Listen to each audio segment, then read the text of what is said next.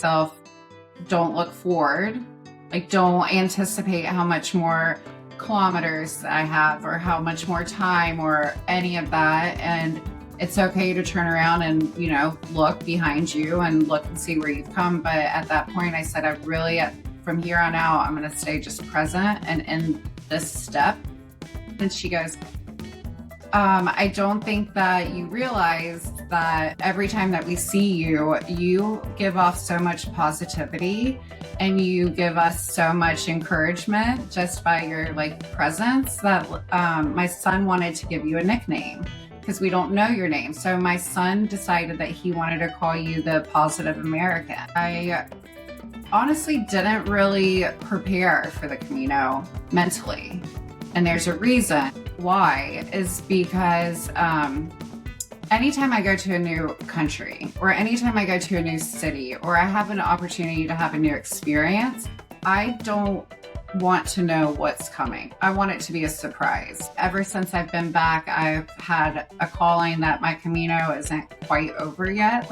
I'll always go to the Camino. I joke and I say, well, anytime anything ever goes wrong in my life, I'm going to the Camino. That's going to be my healing ground. It was a very impactful experience too, just knowing wow, I did that. And also a moment of sadness because it's okay, well, now it's over. Now what?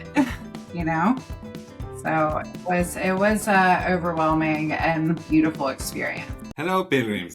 Welcome to our podcast, The Way to Your Why. And we are here today with a special guest. She's going to be talking to us about her experience at the Camino. And the conversation is going to be about her journey, both across the world and inward. Our guest has experienced travel from a unique perspective, not only as a traveler, as an advisor as well, but also from the skies, serving people across cultures as a flight attendant. And yet, among all those destinations, one simple path along the Coastal Portuguese Camino called her in the deeper way. Today, we will explore how the Camino reshaped how she travels, purpose, and connection. So welcome, Kira. How are you doing today? I'm doing really well. Thank you for having me. Feeling good. Okay. Well, that's good to hear. Thank you for joining us today. And the first thing that I would like to ask you, what made you be curious about traveling when you start planning travels around the world? So when I was about 8 or 9, my mom took my brother and I on a trip to Thailand and to India. And I think that was really my first experience of experiencing culture shock and just really looking outside of my own vision, my own world. And that kind of just really inspired me from a young age to really know that there's more out there. There's more out there in the world to experience. So it started at a young age. And then it just kind of developed. My parents were very active in getting us out, whether it's car trips or, vacations to unique destinations. So I think that was really the shape of my curiosity towards traveling. Okay. And you live in South Carolina. And so when you were a child, you also live in South Carolina, or you were in another place? No, I was born and raised in North Myrtle Beach. I lived for about 6 years in Denver, Colorado. I lived 10 years in Orlando, Florida, and I'm now in Charleston, South Carolina, which is the most beautiful place, in my opinion, in the United States. It's absolutely gorgeous here. So I'm very lucky to call Charleston home. Okay, so just in the US, you have been in different type of environment, different type of zones. So you have been looking differences like in mountains and all that, and the beach and all that. And I'm wondering that made you contribute also, besides the travel to Thailand and India, also to be on the industry. Am I correct? That is correct. Yes. I've definitely experienced growing up by the beach, on the beach.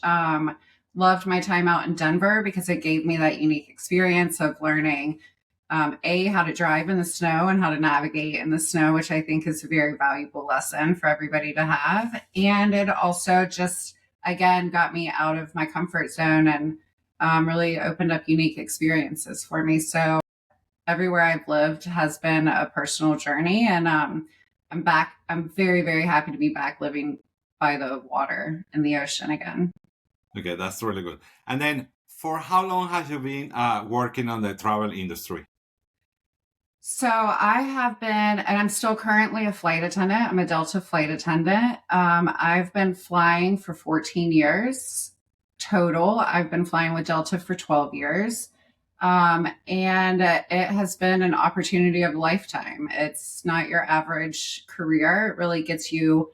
It's not a 9 to 5 you see the same people every day. You have the same experiences every day. And after I graduated from Coastal Carolina University, which is in Conway, South Carolina, I knew that my personality wasn't necessarily fit for a 9 to 5 job. I kind of always had this looking outside of the box perspective. And that's when I fell into flying, and it has turned into a remarkable career over the years.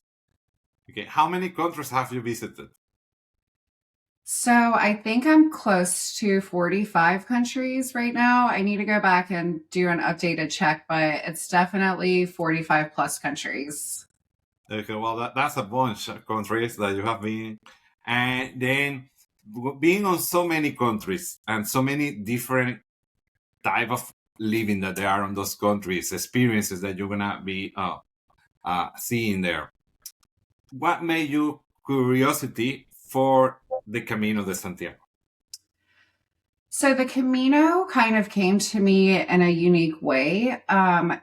It was about 5 years ago. I was boarding a flight. I don't remember where the flight was going, but I remember when I was boarding, I had a couple, they were probably in their like late 60s. And it was maybe a 5 second interaction when they were getting on the plane and I was greeting them, and they just had this spark to them. And I asked them, like, where are you traveling today? And they said, we are going for a walk through Spain. And that was it. That was the end of the conversation. And I remember saying to myself, ooh, that sounds like something that I would love to do, but I didn't know anything about it. So fast forward to 2005, or I'm sorry, 2025. I was going through I was going through a divorce, and I was relocating from Orlando to Charleston. I was just searching for something more than me. I was really needing some guidance, and I felt like everything was spinning around me. Like my world was spinning, the environment was spinning. There was a lot of uncertainty, and I really needed to do some healing internally. And I was talking to my girlfriend, Bonnie Holden, who is what I call my council of wise women. So I have a group of girlfriends who always give me sound advice. And I was talking to her and I said, I just remember I remember that this couple came on board a couple of years ago and they mentioned something about a walk through Spain. And she immediately stepped in and said, well, there is Efrain, he has this company and he plans trips for the Camino. She works for Susan B. Coleman, and she immediately was like, I'm going to send you his information. I didn't know anything about the Camino at this time. This was February of 2025. I had never heard of it. It wasn't really in my realm at that time. And as soon as she sent me that information, I contacted you, and I knew that this was exactly what I needed in this time in my life. Okay. So good to hear that. And sorry for the experience that you have been going through. Thank you. But then from the preparation until actually you go in the meantime, so you were preparing and all that. How was that preparation to go to the Camino? So we set the dates back in February, which my original dates were to go in August of 2025. I had a blessing to buy a house in June of 2025. It was a fixer-upper, and I really, when the trip started approaching, I didn't feel like I had my everything tied up here at the house. I was moving in, I was doing renovations. I was a little unsteady with like where I was compared to where I wanted to be when I was going on the Camino. So as the date started approaching, I was still dealing with contractors and, getting everything in order. And I told myself, this isn't the time to go to the Camino, because when I go to the Camino, I want to be there. I want to be present. I don't want to be focusing on dealing with everything that was going on with my house and moving and everything. So I started to kind of, I never once like tried to back out of the Camino because I knew that that was my goal, but I knew that I needed more time because I didn't, like I said, I wanted to really be present while I was there and be able to turn my phone off and be able to not focus on the everyday issues that were going on. So honestly, at that point, I reached out to you. We pushed it back until October, which was such a blessing. And I honestly didn't really prepare for the Camino mentally. And there's a reason why, is because anytime I go to a new country or anytime I go to a new city or I have an opportunity to have a new experience, I don't want to know what's coming. I want it to be a surprise.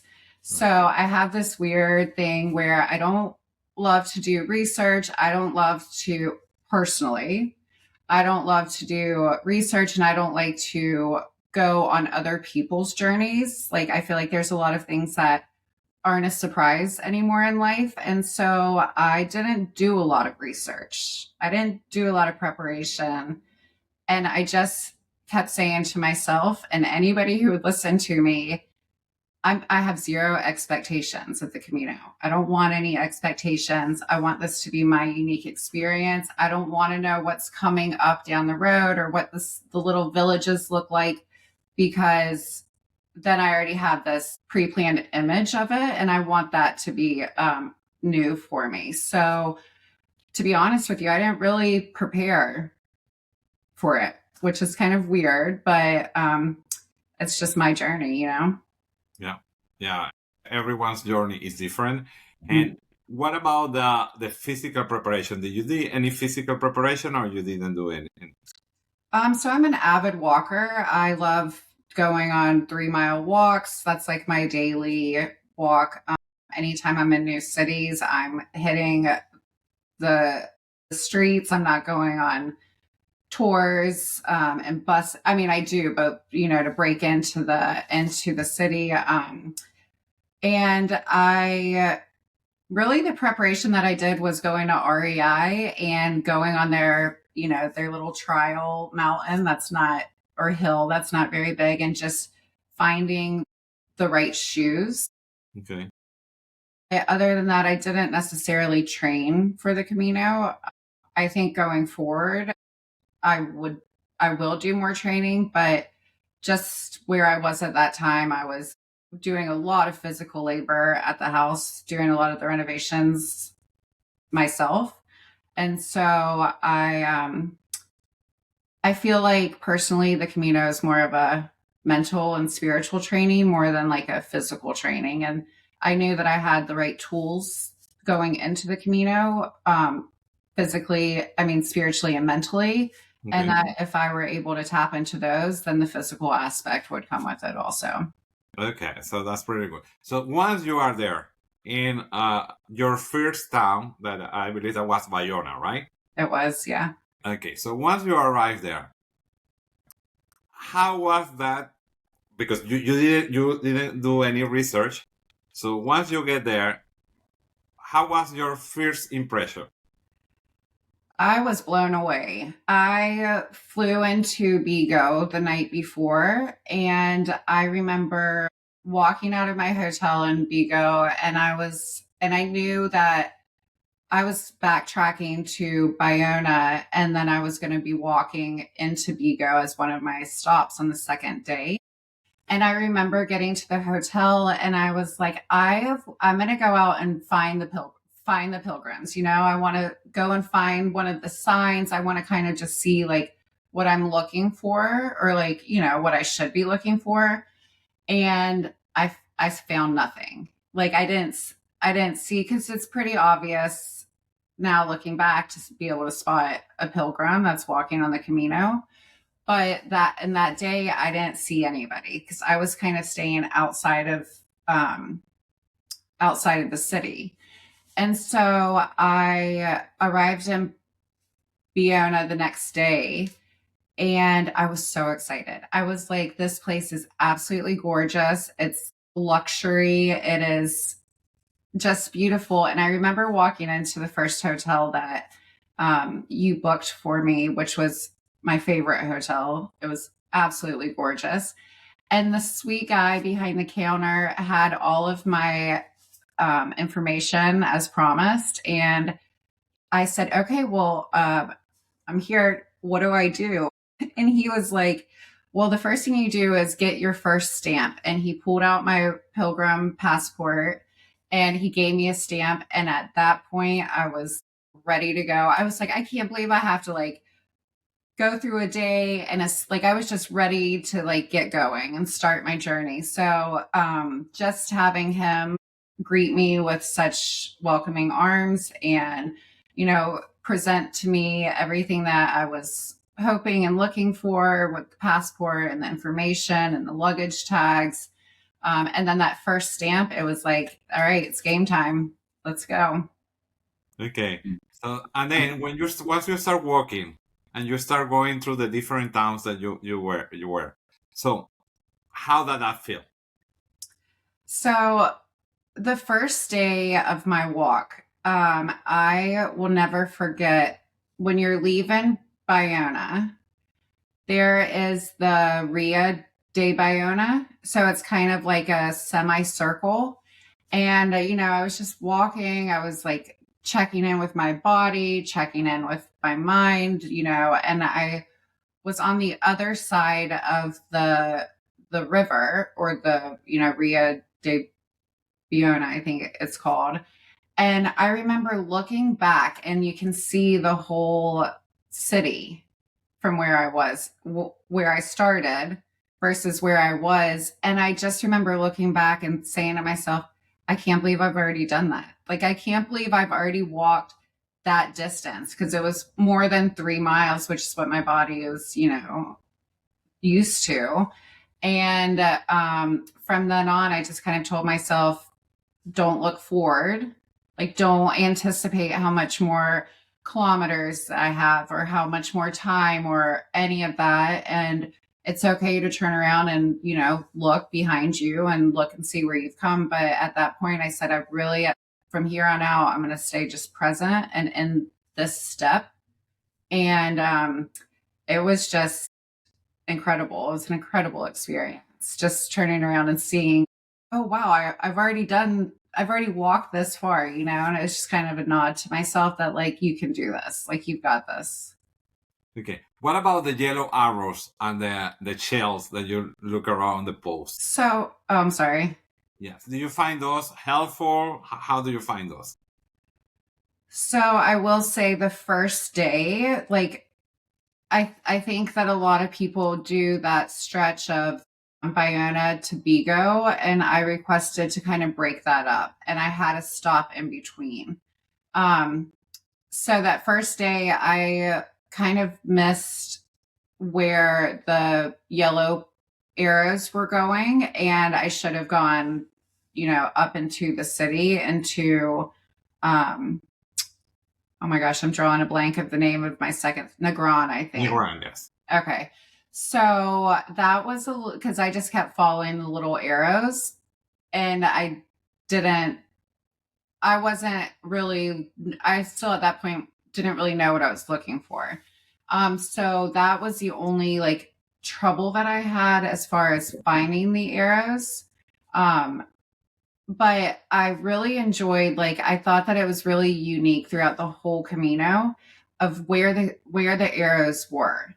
And reflecting back on it, if you personally, like, if I wasn't completely present and if I wasn't really just focused on what was going on around me and my atmosphere, I a lot of people, or I could have missed some of those areas because they're kind of blended. Some of them are kind of blended in once you start getting like deep into the areas. Like, I remember this massive rock, and there was a bunch of graffiti on this rock, and then inside of the rock and inside of the graffiti there was a little arrow, so that was another lesson of really just don't get distracted. Don't, just stay present, keep your eyes looking for the arrows, follow the arrow. Every time I started doubting myself, like, oh, I haven't seen an arrow in a little while, like, I hope I'm on the right track, bam, a yellow arrow appeared. And I was like, okay, you got to just keep your eye out for them. Yeah. So, what about, did you meet people where you were walking? So I did. I met, when I started, before I went on the Camino, I kind of would say to myself, like, I would jokingly say, oh, I'm going to do it in silence. Like, I knew that I was going to do it alone, but I kind of wanted to be quiet the entire time and just really disconnect from the outside world. Because I did make that extra stop in between Baiona and Vigo, I didn't run into anybody really, like, during that time. So I walked into, when I got to Vigo, I was starving. I walked into a restaurant, and at this point I hadn't spoken to anybody. Like, I was really honoring like what the Camino was providing for me and also what I was looking for, which was that silence. But by day 2, I was like, well, like, and there's not a lot of English speaking, which is something that we could probably talk about. But I walked into this restaurant and I was sitting there by myself and I was eating my dinner, and this father and daughter walked in, and they didn't see me at this time, but I heard somebody speaking English, and their names are Mike and Megan, and they live in California. And it was really interesting because they started in Porto. And so she was really having a rough day. It was a hard day for her. And her father had walked the Camino many years before, and then they came together to do it as an experience, bonding experience. And she was, I don't want to say she was complaining, but she was just mentioning, oh, my feet hurt. I think my toenails are going to fall off. My hips hurt. And every time she would say something that she felt like she couldn't get over, Mike met her with positivity, and Mike met her with a solution. And I was just listening to their conversations.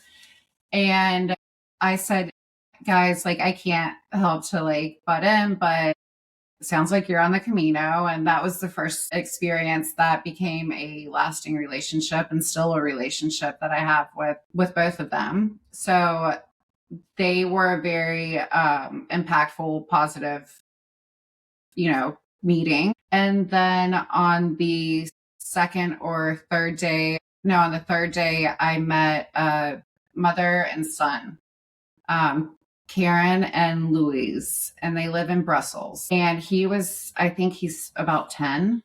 And she's my age. And we had a really, really beautiful encounter. So, which is one of my favorite stories. But so yeah, those two different groups, both on their own journey, really became my Camino family. Even though we didn't walk together, we knew that if I needed something, if they needed something, that we had each other, and we would run into each other in really unique places. And it's a great story.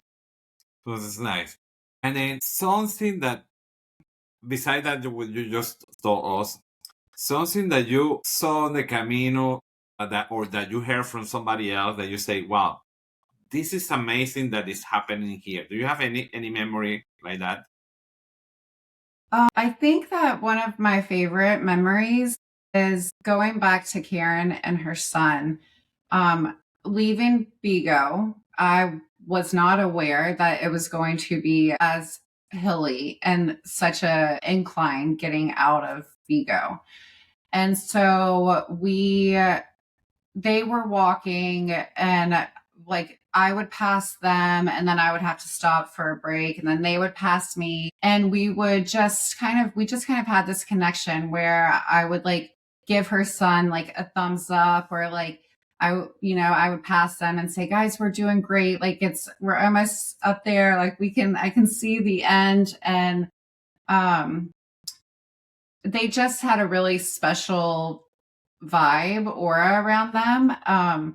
And that was that of of meeting them that day. And then, like I said, we would run into each other and just kind of wave and just say Buen Camino and carry on. And then about the 5th day in, I was sitting at a restaurant and I was sitting outside. There were a lot of people inside, including Karen and her son. And I was just sitting out there, and she came up to me and she goes, I just want to tell you something. And I said, okay, well, what's going on? And she goes, I don't think that you realize that every time that we see you, you give off so much positivity and you give us so much encouragement just by your like presence that my son wanted to give you a nickname because we don't know your name. So my son decided that he wanted to call you the Positive American. And every time that we are going through a hard time or a hard part of the walk, he will channel and he will say like, well, what would the Positive American do?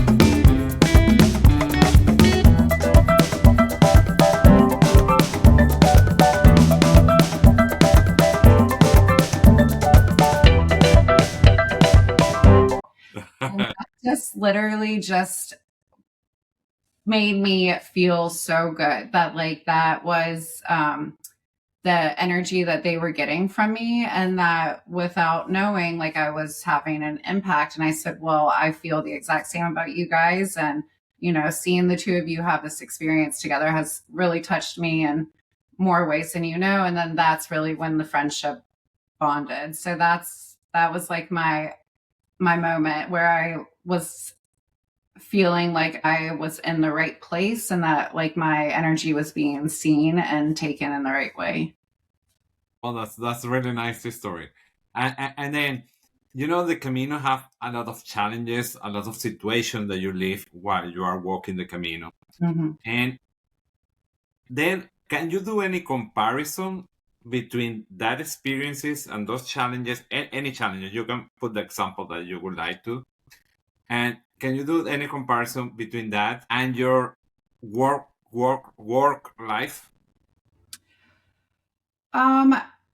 So doing the Camino was really stepping out of my comfort zone. I love luxury travel. I like accommodations. I like things being easily accessible. And so I knew going into it, I'm not a backpacker. I'm not a camper. Like I like going on like day hikes, but I'm not like a, carry all of your stuff and go out there kind of traveler. So I knew going into that, it was going to, there were going to be some challenges. I think that mostly it was just navigating the packing up every single day and like getting my suitcase downstairs by a certain time because I'm just not used to the packing and moving every day and just kind of getting that situation under control. So that was a big challenge for me, believe it or not, because I was like, well, I have to have my bags downstairs by 7, but I didn't like walking until later in the morning. So like I wanted to come back to my room, get breakfast, get ready, but then what do I do with all my cosmetics? Because my bag's already gone, you know? So that was a big challenge for me. But other than that, like I just kind of went with it and navigated it as issues arose, you know, or came up. Okay, and what would you do, like a kind of similar thing that happened at your work life? That are what are the metaphors that you can use for? So I think that another challenge for me was finding food.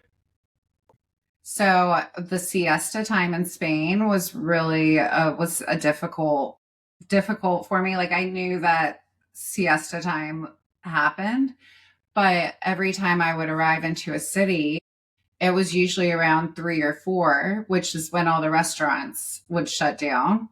And then around 8:30, they would open up again. Well, I wanted to be in bed. By 8 o'clock, I was done. Like I didn't want to be out looking for food. So I was running into this challenge of finding food. And then I said, well, what do I do on layovers? Like, what do I do when I'm traveling for work? And I said, I know exactly what to do. You go to the local grocery store, because this is what I do on my international layovers. I go to the grocery store, I get little snacks, bread, meats, cheeses, and you just take it back to your room, or you go find somewhere on, you know, and to have a little picnic by yourself. So that really helped. That helped. So I used that for my traveling. And I mean, it really was a unique experience for me. It was a way of traveling that I've never really experienced before. Okay, that's really good. And then once you arrived to Santiago, and then you got into in front of the cathedral where the plaza everybody gets in. What do you feel at the moment? So that was a really amazing experience. I walked about from like 5 kilometers to about 2 kilometers going into the city. I walked it with Karen and Louise. And then I knew like at the end, I wanted to break away, and because that was really the only time that I walked with anybody, was that little like 3 kilometers as we're approaching into Santiago. Um, I was lucky enough to have one of my best friends like meet me in Santiago. So the whole plan was she was exploring solo travel for the first time. So she went and explored Spain a little bit and then took the train into Santiago. So I knew approaching into Santiago was going to be a emotional experience because I don't know what the cathedral looks like. I don't know what Santiago looks like. I don't really know like what to expect, but I knew that Lindsay was going to be there. And I just remember like navigating into the city, and once you get into like the old town as you're getting closer to Santiago, I just remember it being busy and there's lots of people and there's other pilgrims, and I just felt like I was like navigating through people, and it was raining, and I was like, I just need to see the cathedral. And I walked there and I arrived, and I had about 10 minutes before Lindsay and I were able to connect, which was really nice because I was able to just take it all in and really experience it. And like I said, Karen and Louise were there, and some other people that I had seen throughout the walk that, you know, you kind of get in like the same pattern as other people. So you're running into, even though if you don't see them, you give them a wave.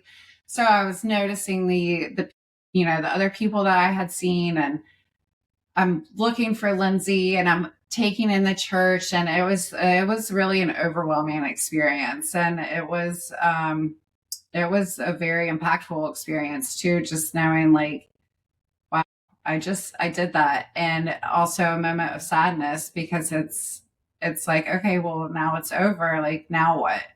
You know? So Yeah.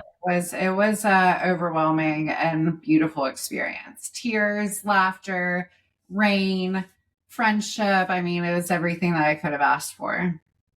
Okay. And now I know that you are planning to have a second experience in another Camino that is going to Finisterre, that is the end of the world. What made you curiosity about doing that next experience? So I was doing the Camino for spiritual reasons. I feel like I'm a very spiritual person. And so at some point during the Camino, I had no idea that it went on, you could go on past the Camino. And I remember talking to somebody, I don't remember who or when or where, but during the Camino, and they mentioned going on to these two places. What are the names? Muxia? Finisterre and Muxia. Right. So, I was kind of inquisitive about it. And they said, yeah, well, that is, the end of the world. It's the spiritual aspect of the Camino. It's where, you go for more spiritual reasons. And at that time, I was like, okay, well, absolutely can't do it now just because I had, to get back to reality. But ever since I've been back, I've had a calling that my Camino isn't quite over yet. Like, I'll always go to the Camino. I joke and I say, well, anytime anything ever goes wrong in my life, I'm going to the Camino. Like, that's going to be my healing ground. But for the conclusion of this part of the Camino, I feel like that next step in going to be able to go to the end of the world is the conclusion of this part of the Camino. So that is something I'm very, very much looking forward to. Okay, that's really good to hear. And what use 5 words, no more than 5 words, to define the Camino for you? Okay, well, I definitely, number one is unique. It was a very unique experience, a very unique way of traveling.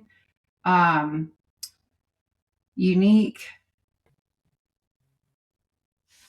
I wrote them down. Quiet, faith, trust, and serendipitous. Oh, well, that's really, really good ones. And what last things, because we're almost ending the podcast for today. So what advice would you tell to somebody that have not walked the Camino, but have that on their mind, but they have not decided yet? What would you tell to that person? I think that the Camino is definitely for I don't think it's for everybody. I think that the Camino comes to you for different reasons. I feel if you have the calling, if you have any interest, if there's any little tug inside of your heart that is saying, oh, maybe this is what I need, go do the Camino, show up however you are. The Camino will provide anything that you need, and everything that you need. And just trust in that, and trust in yourself, and get ready for an adventure of a lifetime, because it is unlike anything throughout all of my travels that I've ever experienced before. Well, thank you very much, Kira, for the conversation today. It has been really nice to have you here today with the pilgrims and the viewers. And for you, pilgrims, thank you very much for joining us today. And please keep adding your comments to the comment sections. That way we know what other topics we should be covering in future episodes. And buen camino, everyone. Buen Camino.